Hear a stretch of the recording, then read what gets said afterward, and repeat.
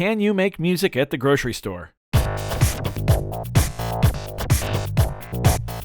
Turns out you can, as long as you're not afraid of looking like a complete weirdo in public. Hey, how's it going, everybody? Welcome to Freebeat. Today's patron shoutout goes to Eric Wagner. Thank you so very much for the support. Let's get started. So, of course, lately I've been trying to get out of the studio and make a little bit more of an effort, I guess, here at the channel to, get a little more creative with my videos. So I decided it would be fun to turn a little trip to the grocery store into a sampling session. And I've loaded those samples up into the Tracker Mini here, and I actually put together a little song that I like. Nothing crazy, but let me walk you through everything. So the first thing I noticed right when I walked into the store is that my footsteps were very, very squeaky because it was wet outside.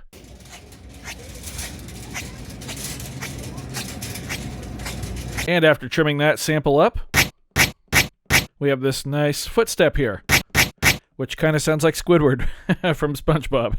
My first stop in the store was the refrigerated dairy section, and of course I had to shut the fridge door and sample that. I knew I'd be using the Polyenda Tracker Mini, so I wanted to grab a sound that I knew would work with the granular engine, and this bag of popcorn worked great. Here's the raw sample. Next up was this can of tomatoes, and in the store I was not super happy with the sounds I got, but then I went home and looked back over the little video, and I got 3 good ones. I got this one and I called it Tomato China, because it kind of sounded like a China symbol to me.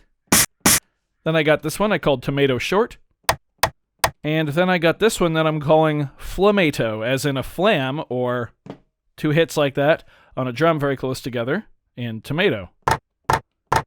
And then finally I was off to the veggie section to grab a little crown of broccoli, and I took the plastic bag and decided to shake that, thinking maybe I'd use it as a shaker. Here's the full sample. And then here's one that I trimmed up. And those are basically all of the elements that I used to create this little song I'm about to play for you. This was the first pattern I came up with.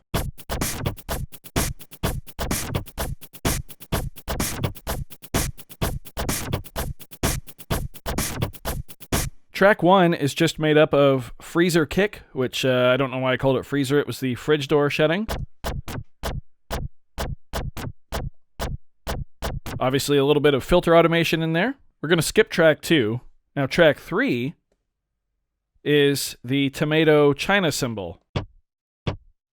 And I actually, if you go into the sample loader section here, I actually used that a couple different times, as you can see on number 7 and number 9. And speaking of number 9, this is also that China symbol that acts as our snare drum here.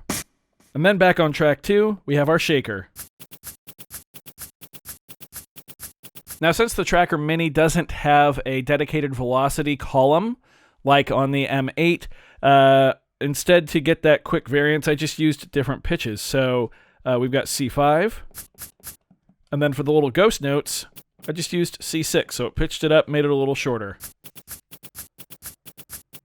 I could have gone into the effects column and used volume, but I wanted to keep those free in case I wanted them for anything else, which I didn't wind up doing, but it was nice to have the option. That brings us to pattern 2, and for pattern 2, I wanted it to be a sort of variation of pattern 1, but more of a drum fill feel. So I took the tomato can, the little flick, the short one, I put it on track 5.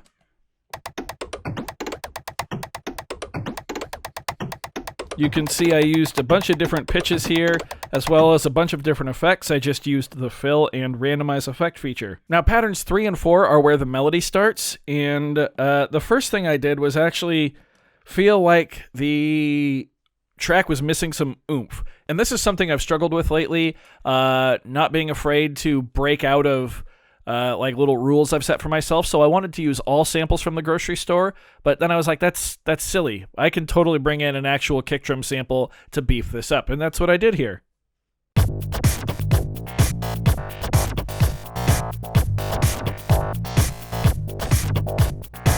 Let's talk about that instrument, which is the popcorn sample. So if I go to the sample editor here, all of that movement is just automation. As you can see, I've got a random LFO set to 1 step length, and then it's assigned to volume as well as filter. I didn't do anything with the granular position here. This is just a granular synth using that popcorn sample. The easiest way to make movement, in my opinion, on the Tracker Mini is just to use a random LFO. It's very, very rhythmic, and I love the sound of it.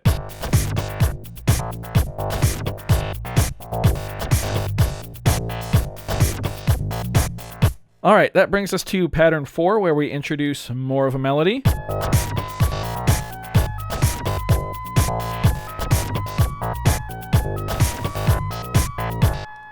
And the melody here is also the popcorn sample, but just a very, very, very basic synth. I didn't really do anything to it other than a little bit of filter there, a little bit of low-pass filter, tuned it up to match where I was, and then I gave it some reverb. And that's about it. I just wanted something melodic in there other than the bass line. After that, all there was to do was to go into song mode here and throw together some patterns. I did make a few pattern variations just to have some different changes and to solidify the ending of the track, and that's pretty much it. Let's have a listen.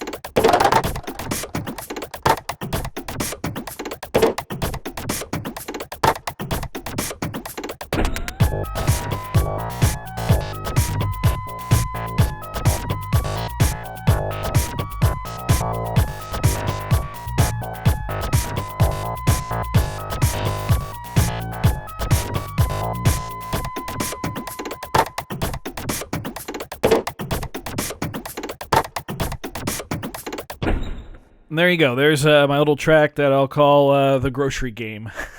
And yes, I know it's cheesy. That's kind of my thing. I enjoy cheesy melodies like that, especially when they're on, just little tracks like this that I've just been messing around with. This was kind of a new video style for me. Normally I work on the music in front of the camera, and this time I sat down for, like a half hour and whipped this up, and then, I walked you all through it after.